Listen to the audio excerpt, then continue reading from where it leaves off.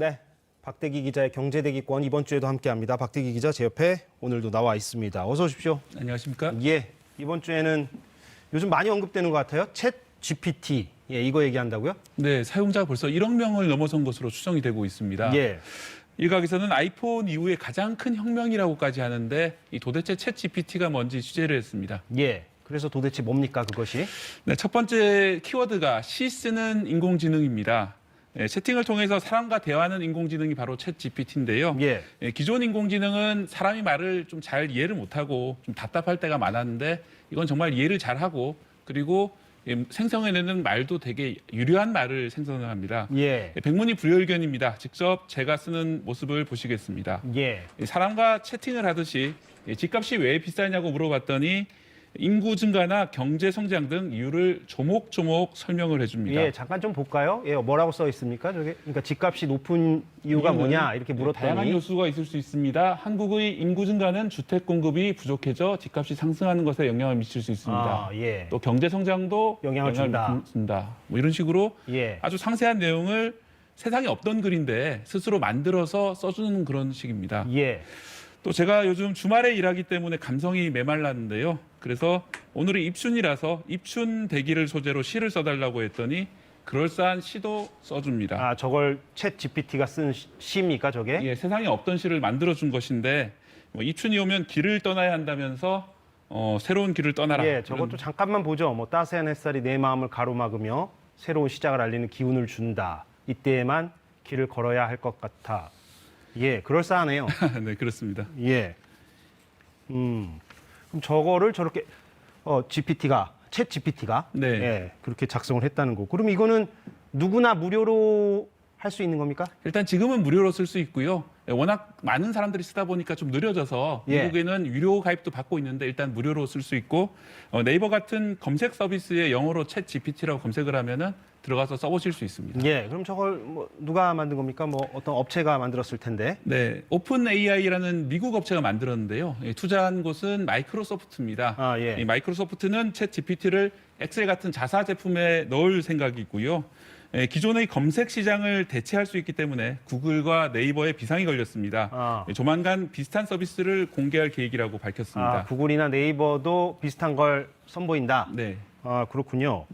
근데 이게 나온 지 지금 얼마나 된 거죠? 지금 뭐 한 석 달 됐다고 들었는데. 예, 11월 말에 나왔으니까 이제 석 달이 아직 안 된 상황인데요. 예. 벌써 1억 명 이상 쓰고 있고 뭐 다양한 이제 사회 현상까지 벌어지고 있는데. 예, 안 그래도 그걸 물어보려고 했는데 이런저런 뭐 일들이 좀 보도가 되고 있는 것 같아요. 뭐 어떤 내용이 있습니까? 네, 다음 키워드가 숙제의 종말입니다. 학교에서 작문 숙제를 많이 내주잖아요. 그런데 챗 GPT가 작문을 정말 잘합니다. 그래서 미국 학교에서는 이 접속을 아예 막기도 했고요. 또 아예 숙제를 내는 것이 무의미하다. 그래서 숙제를 폐지한 대학도 나왔습니다. 아, 미국에서. 네. 예, 그리고 예. 뭐 콜롬비아에서는 판사가 판결문을 쓸 때 챗 GPT랑 상담을 했다고 해서 좀 논란이 되기도 했습니다. 아, 예. 그리고 이제 미국의 부동산 업체들은 그 부동산 매물을 설명할 때 본인이 쓰는 게 아니라 챗 GPT한테 의뢰를 하면은 되게 그럴싸한 설명문을 써준다. 이런 식으로 응용이 되고 있고요. 이 변화의 물결이 이미 시작이 되고 있습니다. 그러니까 숙제가 없어질 정도로 이제 그걸 이제 너무나 많이 이용하면 안 되니까 네. 그렇게 된다는 얘기군요. 아, 그렇군요. 근데 이게 이제 좀 넓혀서 생각을 해보면 앞으로 우리 경제적, 산업적 측면에서 어떤 변화를 불러올 것이냐, 뭐 네. 어떻게 좀 얘기를 해볼 수 있습니까? 네, 다음 키워드인데요.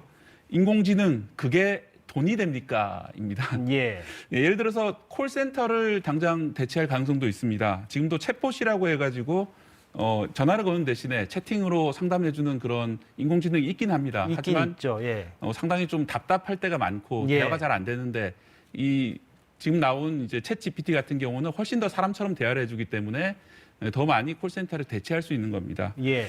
또 다른 잘하는 것이 바로 코딩을 하는 것인데요. 프로그램 코드를 짜주는 것인데 예를 들어서 어떤 코드가 필요하다고 하면 그 코드를 바로 만들어주기 때문에 사람 그동안 했던 프로그래밍을 많이 대체할 수도 있습니다. 이런 경우에는 뭐 인력을 결국 줄여야 될 수 있기 때문에 또 다른 이제 노동 문제 논란이 불거질 수 있습니다. 일자리 문제가 네. 있을 수 있겠군요. 그렇습니다. 예, 그런 거를 예상해 볼 수 있다는 거고. 기사도 쓴다면서요? 네, 실제로 이제 미국에서는 어떤 잡지에서 예. 챗 GPT 기술을 이용해 가지고 기사를 썼는데 발표를 하기 전까지는 깜짝같이 일반 기사인 줄 알고 몰랐다고 해요. 실제 기자가 쓴 기사인 줄 예. 알고. 예. 뭐 기자들에게도 좀 위기겠군요. 네, 저희 같은 직업도 상당히 위기가 될 수 있습니다. 그렇군요. 그럴수록 좀 탐사 보도라든지 인공지능이 못하는 다른 쪽으로 발전을 해야겠죠. 예. 그런데 이게 뭐 완벽하진 않을 테니까 보완해야 할 부분도 있을 거고 또 좀 우려되는 부분도 있을 것 같기도 한데, 예, 그건 뭐 어떻게 얘기해 볼 수 있습니까? 네, 마지막 키워드인데요. 우리 AI가 달라졌습니다. 달라졌어요입니다. 예. 아기가 부모를 따라하는 것처럼 사실 인공지능은 사람이 쓴 글을 보고 학습을 해서 사람처럼 흉내를 내는 그런 기술입니다. 그러겠죠. 예, 만약에 이제 틀린 내용을 학습하거나 좀 차별적인 표현이 있는 내용을 학습하게 되면은 인공지능도 틀린 내용을 말하거나 아니면 차별적인 표현을 쓸 수가 있거든요. 부적절한 표현을. 예, 그렇습니다. 예, 예. 챗GPT가 상당히 뛰어난 점은 그런 부적절한 표현을 많이 걸러내긴 합니다. 하지만 스스로도 아직은 완벽하지 않기 때문에 편향적이거나 허위 응답을 할 수 있다 이렇게 고백을 하기도 합니다. 아, 본인 스스로가 저렇게 고백을 한다는 겁니까? 예, 물어보니까 이렇게 답을 했고요. 예. 또 예를 들어서 신사임당이 누군지 물어보면은 16세기에 태어난 신사임당이 15세기 인물이라고 답하는 등 예. 잠깐 지금 나오고 있네요. 예, 그렇습니다. 이제 1500년대 그러니까 16세기에 태어나신 분인데 15세기 인물이라고 쓰거든요. 이런 식으로 이제 잘못된 정보가 합숙돼 있으면은 틀린 내용을 말하기도 합니다. 예. 사람을 따라 배웠기 때문에 결국 사람처럼 실수를 한다라고 볼 수가 있는데요. 예. 이런 인공지능이 가짜 뉴스를 재빠르게 만들어서 퍼뜨릴 수도 있고 또 음란물에 이용될 수도 있습니다. 그렇기 때문에 어떻게 윤리 기준을 만들어 나갈 것이냐 지금부터 고민해야 할 시점입니다. 그렇겠네요. 예. 잘 알겠습니다. 오늘 박대기 기자의 경제대기권에서는 최근 많이 언급되고 있는 챗 GPT에 대해서 알아봤습니다. 잘 들었습니다.